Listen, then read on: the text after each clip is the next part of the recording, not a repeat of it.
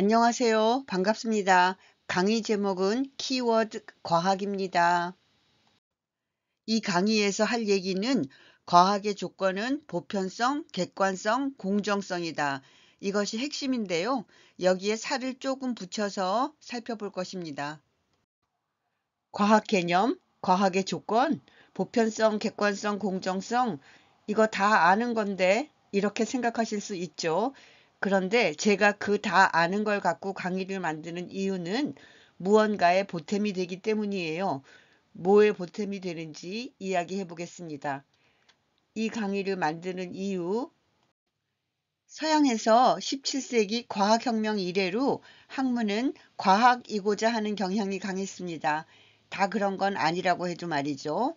과학적인 것이 더 진보한 것이고 더 발달한 것이라고 여겼던 거예요.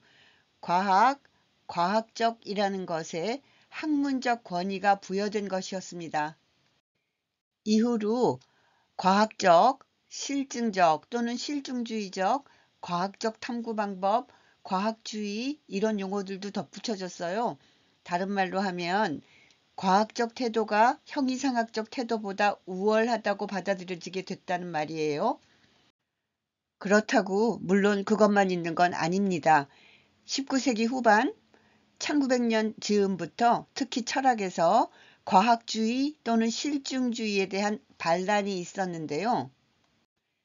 실증주의에 반대하는 편에는 무엇이 있냐 하면 니체도 있고 딜타이의 정신과학, 후설의 현상학, 해석학적 패러다임, 그리고 폭넓게는 포스트 모더니즘 등등이 있습니다. 다시 말하면 전통적 과학이냐 아니냐 하는 것으로 나뉘게 되는 것인데요.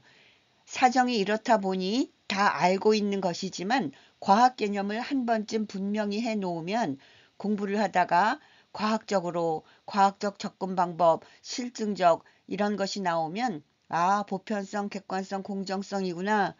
또 전통적 과학 개념을 비판하면서 이런 말이 나오면 또야 보편성, 객관성, 공정성 부정하는 거야? 이걸 알 수가 있는 거죠. 이것만 알아도요, 공부하는 이론을 이해하는 데 많은 도움이 될 것입니다. 과학이란 무엇인가?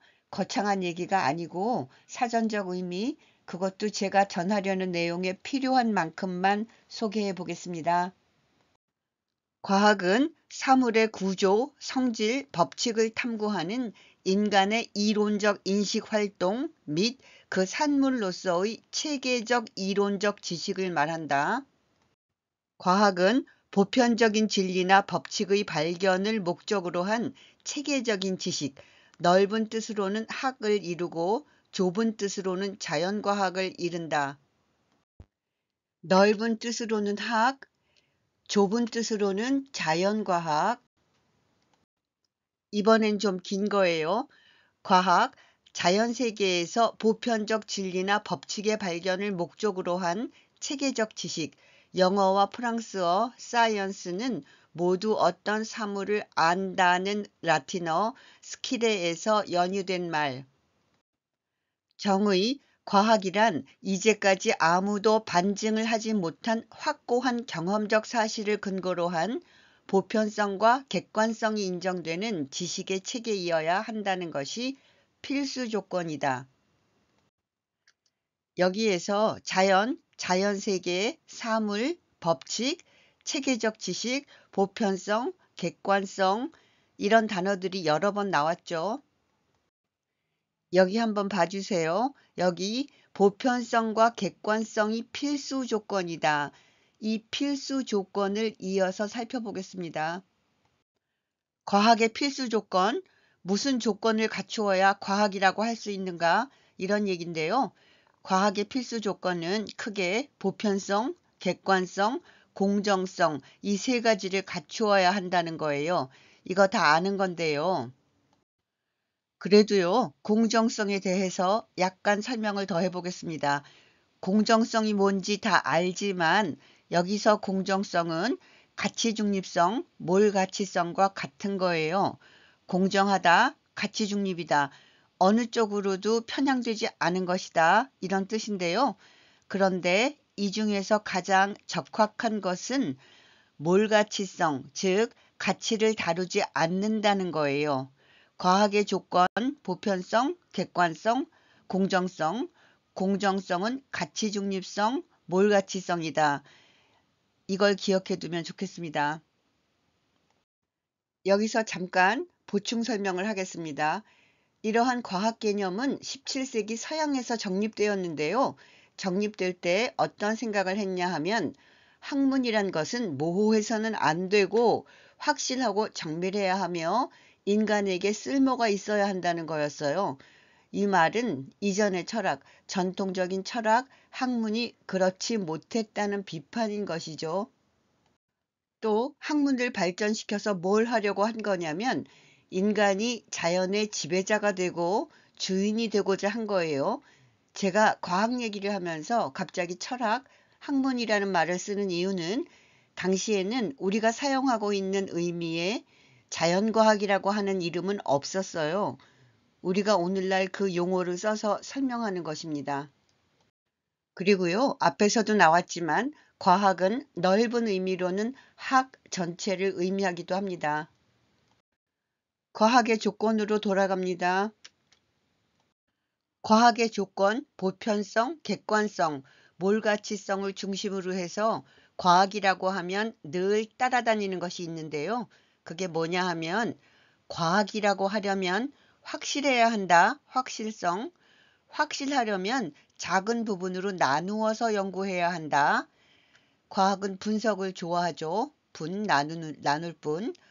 보이지 않는 질이 아니라 관찰 가능한 양, 계량, 수치가 중요하고 그러니 연구는 질적 연구가 아니라 양적 연구 방법을 쓰고 이 외에도요. 합리적 사고, 효율성 등등이 항상 따라다닙니다.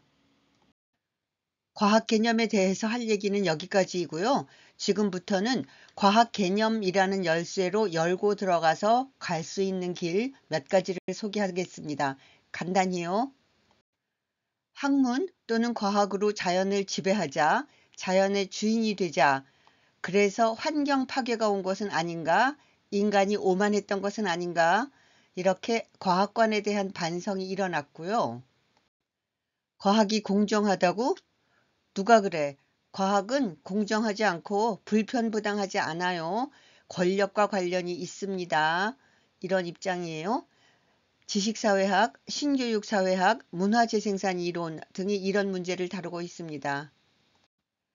자연을 탐구하는 방법으로 인간을 탐구한다고? 자연과 인간은 서로 다른 연구 대상이야. 그러면 탐구 방법도 바뀌어야 한다는 입장이고요. 정신과학이라는 명칭도 나오고 삶의 철학, 실존주의, 해석학 등등이 여기에 속합니다. 이 입장에서는요. 보편성, 객관성, 공정성, 가치중립성, 몰가치성, 확실성, 양적 연구 이런 것들이 모두 다 문제가 되고요. 아주 폭넓게는 포스트 모더니즘이 있는데요. 포스트 모더니즘은 탈근대, 근대 정신에서 벗어나자, 즉 근대성 전반에 대한 비판이에요. 근대성이 뭐냐 하면 한마디로 이성중심적 합리주의니까요. 그러니까 탈근대 하자는 것은 여기 있는 모든 것에 대한 비판인 것입니다. 오늘 강의는 여기까지입니다. 감사합니다.